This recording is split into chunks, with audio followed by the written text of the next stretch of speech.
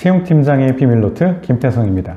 첨부 파일로 만들 때는 제가 추천하는 방법이 있습니다. 이것은 꼭 그래야 되는 것은 아닙니다. 하나의 좋은 예라고 보시고 여기서 힌트를 얻어서 여러분들의 것으로 소화해서 PT를 작성을 하시면 되겠습니다. 첫 번째, 모든 기업의 문서는 맨 앞장은 무조건 서머리예요. 맨 앞장서부터 배경을 쭉 깔아놓고 뒤에 그래서 이렇습니다. 이런 미괄식 구조, 이것은 기업에서 굉장히 싫어합니다. 첫 번째는 뒤에 모든 내용을 포괄할 수 있는 서머리 내용으로 두 갈식으로 한 방 빡 질러놓고 그리고 나서 그 뒤 이야기를 펼쳐나가 주셔야 됩니다. 그런데 뒤 이야기가 아직 정리가 안 된 상태에서 서머리를 작성하기 힘들 거예요. 그래서 맨 앞장은 비워놓으시고 나중에 뒤에 작성을 다 한 후에 앞에서 그 모든 것을 포괄할 수 있는 내용을 그래픽화해서 하나로 넣어 놓는 겁니다. 자, 첫 번째 페이지는 비워두시고요. 두 번째 페이지, 내가 지원한 회사의 비즈니스를 한 페이지 정도로 정리하십시오. 그리고 세 번째 페이지는 내가 지원한 회사에 영향을 줄 수 있는 외부 환경의 변화, 그리고 내부 환경의 변화를 기술하는 겁니다.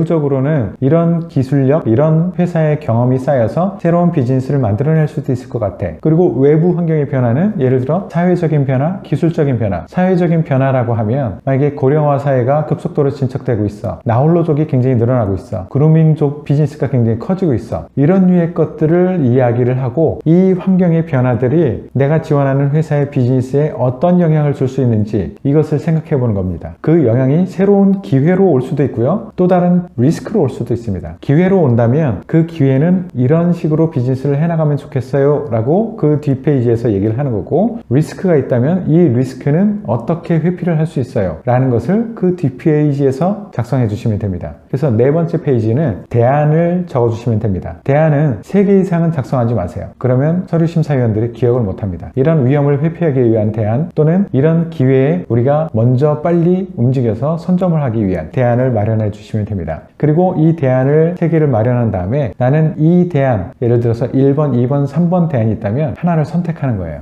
그리고 나서 그 다음 페이지에 내가 바로 그것을 할 수 있습니다. 왜냐하면 나는 이런 경험이 있었거든요. 이런 공부를 했었거든요. 이렇게 얘기를 펼쳐나가 주시는 겁니다. 그래서 지금 내 경험, 그 윗부분은 가능한 짧게 한 3페이지 정도로 마무리를 해주시고 뒤에 나의 경험 부분을 조금 더 상세하게 이야기를 근거로 대주시면 됩니다. 이렇게 하고 나서 마지막에는 나는 입사 후에 이렇게 회사에 기여를 하겠습니다 라고 얘기를 해주시는 거죠. 뒤에 부분이 다 작성이 됐어요. 아까 첫 페이지 비워두시라고 했죠. 뒷페이지 다 작성했으면 맨 앞장에 서머리를 어떻게 작성해야 될지 정리가 이제 되실 겁니다. 그런데 내가 바로 이런 사람이야 라는 것을 얘기할 때는 내 자랑을 무조건 하는 것이 아닙니다. 회사에서 필요한 사람이 어떤 사람이다 라는 것을 회사에서는 이 직무에서는 명확하게 정의하고 있어요. 내가 우길 것이 아니라 필요한 그 사람이 바로 나야 라는 것을 얘기를 해줘야 돼요. 회사에서 필요한 사람이 어떤 사람이다? 제가 말씀드릴게요. 비즈니스와 직무에 대한 이해가 충분한 사람이 필요하대요. 그리고 도전과 열정이 있는 사람이 필요하대요. 그리고 창의와 혁신이 있는 사람이 필요하다고 합니다. 그리고 고객지향이고 책임감이 있는 사람이 필요하대요. 나라는 사람을 여기에 맞춰서 이야기를 풀어나가 주시면 회사에서는 여러분들을 관심 있게 지켜보고 우리 면접에서 한번 볼까? 라고 생각할 겁니다. 아시죠?